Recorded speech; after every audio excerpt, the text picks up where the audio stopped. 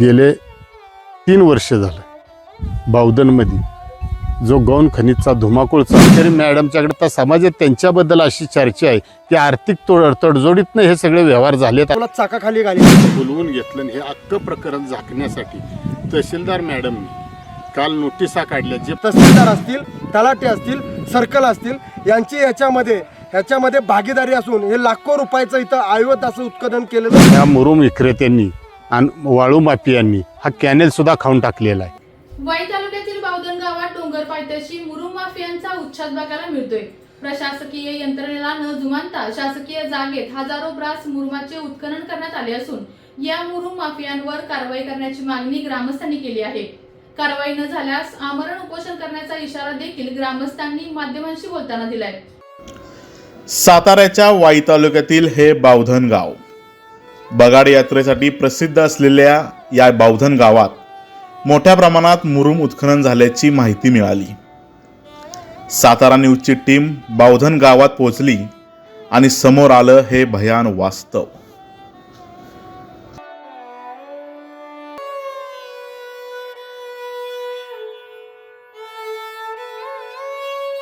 बावधन गावच्या उत्तरेला असलेल्या सोनजाई डोंगराच्या पायथ्याला मुरुम माफियांचा हैदोस बघायला मिळाला.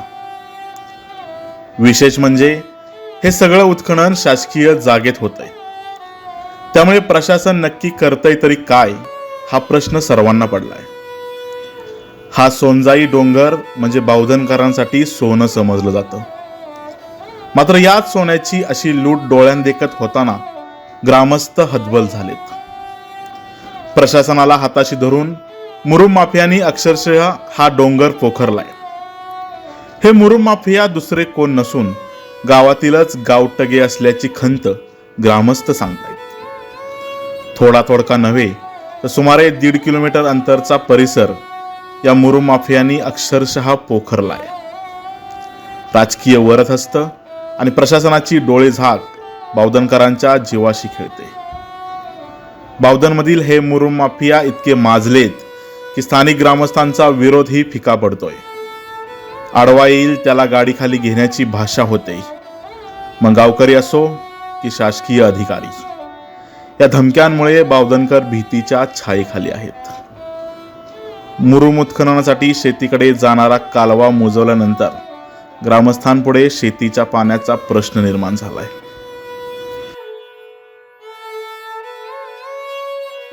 सोनजाई देवीच्या मंदिराकडे जाणारा रस्ता मुरुम माफियांनी उद्ध्वस्त केलाय. ज्या माजी सैनिकाला शासनाने शेतीसाठी जमीन दिली होती ती जमीन ही उत्खनन करण्यात आल्याने ग्रामस्थ आता संतप्त झालेत. मी मदन भोसले, माजी उपसभापती वाई पंचायत समिती, बावधन गावचा रहिवासी. खरं तर गेले कित्येक वर्ष झालं ग्रामसभेमध्ये ठराव घेतला गेलेला आहे की हे उत्खनन जे चालू आहे ते बंद करावं आणि एक आमच्या इथं एक मोठा धनगर समाज आहे, या धनगर समाजाला कुठंतरी एक दिलासा मिळावा ह्या हेतूनं आम्ही सर्व ही खाणीचं असेल किंवा हे उत्खनन असेल हे बंद करावं असे आम्ही त्यावेळेला ग्रामसभेमध्ये ठराव घेऊन सूचना केल्या. परंतु काही गावातील वाळू माफिया असू दे किंवा ट्रक मुरुम उचलणारी काही मंडळी असेल त्यांनी हे उत्खनन केलेले आता समोर दिसतंय. हा सोनजाई देवीला जाणारा हा एक रस्ता आहे, हा रस्ता सुद्धा त्यांनी उकरायला कमी पडलेले नाहीत. याच्यासारखं दुसरं दुर्दैव नाही. हा रस्ता आमचे या सोनजाई देवस्थान ट्रस्टचे अध्यक्ष पोपटगिरी गोसावी यांनी स्वखर्चातनं शासनाचा कसलाही एकही रुपया न घेता स्वखर्चातून हा रस्ता बनवला. तो सुद्धा ही लोक उकरायला कमी पडलेली नाहीत. मगाशी पाहिलं तो कॅनल सुद्धा शासनाचा जो कॅनल आहे तो सुद्धा उकरायलाही कमी पडलेले नाहीत. त्यांनी तो कॅनल हा बंद पाडलेला आहे.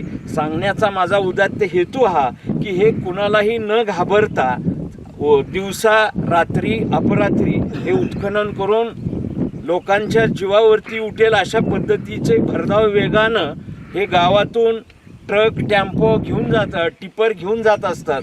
त्याच्यातून जर काय वेडं वाकडं झालं आणि जर वेडंवाकडं होऊन जर आमच्या ग्रामस्थांच्या वतीनं किंवा ग्रामस्थांचा उद्रेक झाला तर ह्याला सर्व शासन जबाबदार राहील. नमस्कार, मी उदयसिंह वसंतराव पिसाळ, उपसरपंच ग्रामपंचायत बावधन.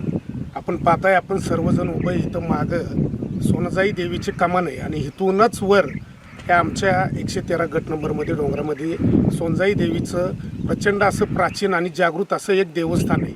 ह्या डोंगराला, ह्या देवस्थानाला एक वेगळं महत्त्व आहे की एक सोन्याचा डोंगर म्हणून सोनजाई असं खरं ह्या आमच्या भागाचं ह्या डोंगराचं खरं एक प्रख्यात अशी कथा आहे. आणि संपूर्ण महाराष्ट्राचंच सोनजाई, त्याचबरोबर आमचं काळभैरवनाथ अशी दोन्ही देवस्थानं अशी प्रसिद्ध आहे. अशी आख्यायिका आणि प्रसिद्ध असलेलं आमचं बावधन गाव.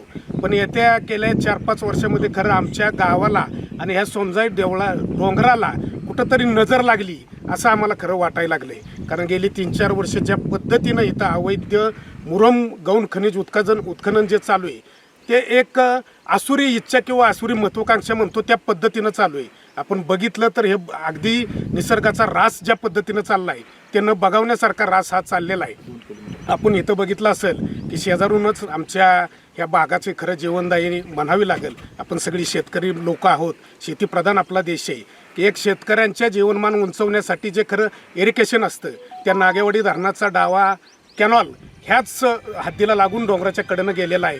त्या नागेवाडी धरणाचा कॅनॉलसुद्धा मुजवण्याचं धाडस ह्या मुरुम माफियांनी केलेलं आहे की ज्या कॅनॉलवर खरं शेतकऱ्यांचं जीवनमान आहे, ज्यांची उपजीविका अवलंबून आहे, तो कॅनलसुद्धा झाकण्याचं काम यांनी मुजोरांनी केलेलं आहे. आणि तो कॅनॉलच बंद करून त्याच्यातून रस्ता करून अवैधरित्या इथलं उत्खनन करून मुरुम विकण्याचा खरा हा प्रयोग चाललेला आहे.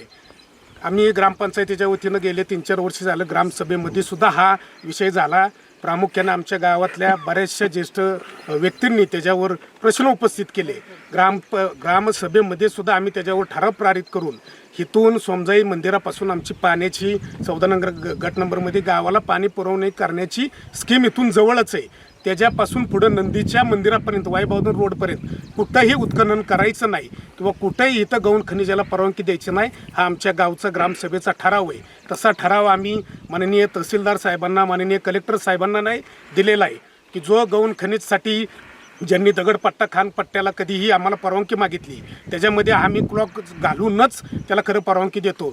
पण दुर्दैव असं आहे की आपण एकीकडं पाहतो की आपण देशाला स्वातंत्र्य मिळून 75 वर्ष झाली म्हणतोय, आपण निसर्गाच्या गप्पा मारतोय, पण वारंवार आम्ही शासनाच्या निदर्शनास आणून आमच्या ग्रामपंचायतीनं ग्रामसभेनं देऊन सुद्धा जर शासन याच्याकडे दुर्लक्ष करत असेल आणि गेली 3-4 वर्ष अवैधरित्या इतका बेसुमार बेमाप जर उत्खनन होत असेल तर हा नुसता शासनाचाच अपमान नव्हे, हा लोकांचाच अपमान नव्हे, एक निसर्गाचा अपमान, निसर्गाचं ऱ्हास करण्याचं पाप फार मोठं ह्या माफियांनी केलं आहे. आणि त्याला कदाचित आमच्यासारख्या मग व्यक्तींच्या मनात येतं असं की त्याला कुठून तरी शासकीय प्रशासनाचं किंवा राजकीय फार मोठं त्यांच्या मागं एक कुणाचा तरी पाठिंबा आहे आणि कोणतरी गॉडफादर आहे. म्हणूनच असलं एक आसुरी डेअरिंग करण्याचं किंवा आसुरी धाडस करण्याचं प्रकार आमच्या गावातनं जो होतोय त्याचा खरं व्यक्तिशः आम्ही उपस्थित सगळे ग्रामस्थ बावधन ग्रामपंचायतीच्या वतीनं जाहीर असा निषेध करतोय. आणि ह्या निमित्तानं मी एकच इशारा देतो, जर शासनानं ह्याच्यात लक्ष घातलं नाही, माननीय तहसीलदार साहेबांनी, माननीय कलेक्टर साहेबांनी जर घातलं नाही तर आम्ही ग्रामपंचायतीच्या वतीनं माननीय महसूल मंत्री, गौण खनिज विभाग मंत्रालय नागपूर आणि गौण खनिज मंत्रालय विभाग मुंबई ह्याही ठिकाणी आम्ही दाद मागणार आहोत. आणि जर ह्याच्यावर कडक कारवाई झाली नाही तर संपूर्ण ग्रामपंचायत आणि गावाच्या वतीनं बेमुदत संपाचा इशारा आम्ही तहसीलदार कलेक्टर साहेबांना ह्या निमित्ताने देतो. नमस्कार, मी तानाजी कचरे, माजी उपसरपंच, विद्यमान ग्रामपंचायत सदस्य आणि मार्केट कमिटीचा संचालक. आज या ठिकाणी आपण गट नंबर 113मध्ये अवैध असं उत्खनन झालेलं आहे त्या संदर्भामध्ये ग्रामस्थांनी या ठिकाणी इथं भेट दिलेली आहे. या ठिकाणी वारंवार प्रशासनाला आम्ही प्रशासनाच्या दरबारी पाठपुरावा करून ग्रामपंचायतीने ग्रामसभेचे ठराव घेतले, ग्रामपंचायतीमध्ये मिटिंगचे ठराव घेतलेले मासिक सभेचे आणि प्रशासनाला वेळोवेळी सांगितलेले.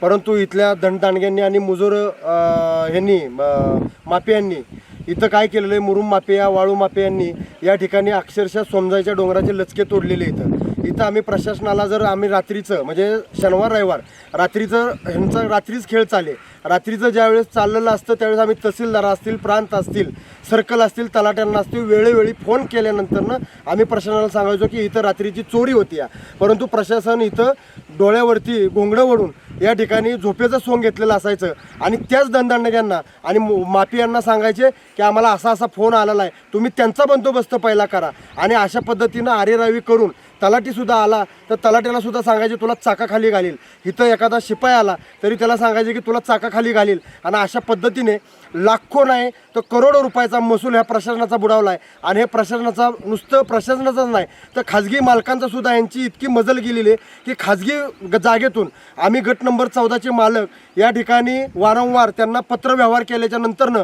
त्यांनी उलट आम्हाला सांगण्यात आलं की तुम्ही हे चुकीचं आहे असं सांगा आणि ह्याच्यावरती पडदा टाका ह्याच्या मागं नक्की ह्या अवैध उत्खनना मागं ह्याच्या नक्की मोरक्या कोण आहे आणि याचा पाठीराखा कोण आहे हे शासनाने सांगावं ह्याच्यामध्ये सुद्धा शासनाचीच भागीदारी आहे शासनाची म्हणजे तहसीलदार असतील तलाटे असतील सर्कल असतील यांची ह्याच्यामध्ये भागीदारी असून हे लाखो रुपयाचं इथं अवैध असं उत्खनन केलेलं आहे या ठिकाणी त्यांचा निषेध करतो आणि त्यांच्यावरती कडक कारवाई करावी अशी मी ग्रामस्थांच्या वतीनं मी विनंती पिसाळ बावधन आज आपण जे इथं उभं आहे ते बावधनचाच परिसर आहे धनगरवाडा सोमजाई नगर सोमजाई म्हणून तर आज ह्या ठिकाणी गेले 3 वर्ष झालं बावधनमध्ये जो गौण खनिजचा धुमाकूळ चालला आहे की रात्री अपरात्री इथं गाड्या डंपर आणि पॉकलँड व JCPनं संपूर्ण हा सोमजाईचा डोंगर उतार्यावरून संपवण्याचा जो प्रकार चालला आहे त्यासाठी आम्ही बावधनकर ग्रामस्थ सगळे आज इथं हजर झालेलो आहे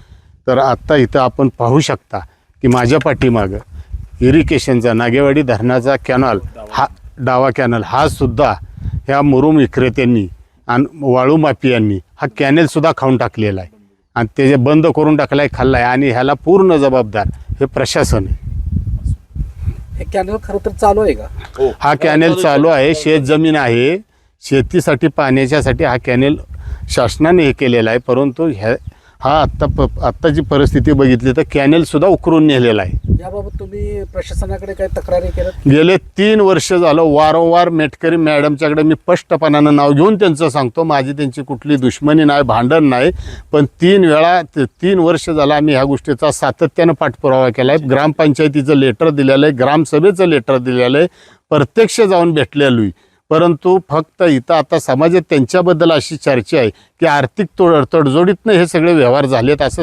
समाजाचं म्हणणं येतं आहे कारण ज्या वेळेला आम्ही कंप्लेंट केल्यानंतर त्याच रात्री त्याच्या डबल पद्धतीनं ताकद लावली जाते आणि माल उचलला जातो तर ह्याला संपूर्ण जबाबदार त्या तहसीलदारच आहे आणि ह्यात दुसरं काही नाही परवासुद्धा आम्ही शाने साहेबांशी पोलीस डिपार्टमेंटच्या बोललो त्यावेळी त्यांनी म्हणले आम्हाला कधी यांनी लेटर दिलं नाही तर आम्ही बंदोबस्ताला यांच्या पोलीस देऊन आम्ही त्या गाड्या सगळ्या पकडल्या असत्या आणि सर्व गाड्यांचे नंबर सर्व गाडी मालक हे त्या मॅडमांना माहीत आहेत ग्रामसेवक अण्णासाहेबांना आणि तहसीलदारांना त्यांना हे सर्व माहीत आहे परंतु ते जाणून बुजून काहीतरी आर्थिक तडजोडीसाठीच हे प्रकार सगळे चालू आहेत या घटनेबाबत तहसीलदार सोनाली मेटकरी यांच्याकडून माहिती घेतली असता ग्रामस्थांनी दिलेल्या तक्रारीवरून कारवाई करण्याची प्रक्रिया सुरू असून या प्रकरणात दोषी असणाऱ्यांवर योग्य ती कारवाई केली जाईल कोणालाही पाठीशी घातले जाणार नसल्याची प्रतिक्रिया तहसीलदार सोनाली मेटकरी यांनी दिली आहे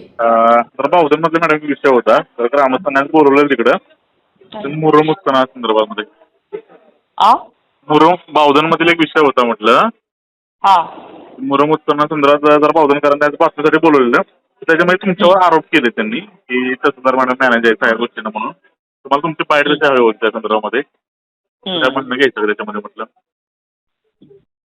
म्हणजे त्यांचं म्हणणं काय त्यांचं म्हणणं की इथे सगळं मुरुम आता उत्खनन चालू आहे त्या संदर्भामध्ये आम्ही तहसीलदार मॅडमकडे तक्रार देखील केली होती परंतु त्यांनी कुठल्याही प्रत्यक्ष गोष्टी दिला नाही आणि ते मुरुम उत्खनन करतायत त्यांना तहसीलदार मॅडम पाठीशी घालतात त्यांचं ग्रामस्थांचं म्हणणं आहे आरोप आहे त्यांच्यावर मुरुम उत्खनन कोण करतं त्याची यादी मागा ना त्यांना यादी द्या म्हणा त्यांना कोण कोण मुरुम उत्खनन करतं एक्स्ट्राची यादी मी देते ज्याची म्हणजे असं त्या गोष्टी बघावं लागतं ना शहानिशा करावं लागेल ना सगळ्या गोष्टीचं काय विषय आहे तिथं ते हो बरोबर तेच विषय शहानिशा करायला आणि कुणाला पाठीशी घालायचा माझा काय संबंध आला माझा काय संबंध आहे त्या गोष्टीशी? मग तेच म्हणतो सगळ्या मॅडम. कारवाई केली, ज्याचे पंचनामे केलेले आहेत त्याच्यावर निश्चितसर कारवाई होईल संबंधितावर. ठीक आहे, मला तशी तुमची बाईट द्या ना मॅडम, तेच म्हणतो मी त्या नाही, संदर्भामध्ये. संबंधिताचे पंचनामे केलेले आहेत, हा जे काय उत्खनन झालेलं आहे आणि उत्खननाच्या अनुषंगाने जे हे असेल काही पंचनाम्याच्या नुसार कारवाई. काही जणांचं म्हणणं येणं बाकी आहे, काही जणांचं आलेलं आहे.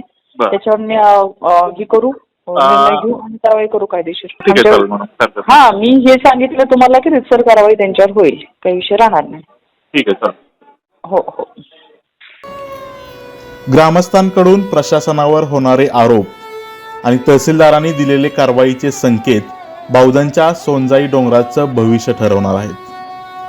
उत्खनन करणाऱ्या माफियांवर कोणाचा वरदहस्त आहे याकडे पाहण्यापेक्षा शासनाच्या आणि गावच्या होणाऱ्या नुकसानीकडे नेते मंडळी आणि प्रशासन गांभीर्याने पाहणार का, याकडे आता सातारा जिल्ह्याचं लक्ष लागलं आहे. आपल्या तालुक्यातील जिल्ह्यातील बातम्या सर्वप्रथम पाहण्यासाठी आजच सातारा न्यूजला यूट्यूब चॅनलवर सबस्क्राईब करा, लाईक करा, शेअर करा आणि बेल आयकॉन प्रेस करायला विसरू नका.